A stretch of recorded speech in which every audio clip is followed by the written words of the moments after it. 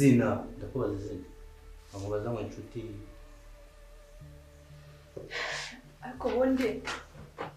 uri mu iperereza cyangwa dukeka uriya ni mukuru wanjye ari hagati y'ubuzima n'urupfu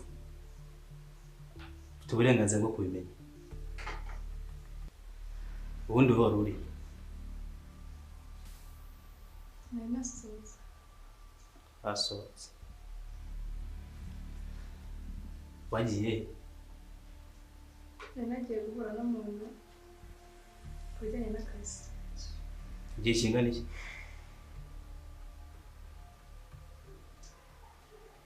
ni isaha hari umuntu wakubonye yego uwo twari kumwe yabihamya yabihamya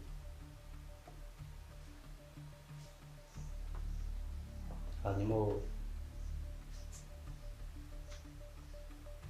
nari ndi hejuru numvise urusaku karatsindagira ndamanuka nza kureba ikibaye ese wamanutse ufite imvune kandi umuntu yawe bisanze hano gusa nasindagira ariko ndamanuka ntabwo byumvikana mbwira wamanutse ute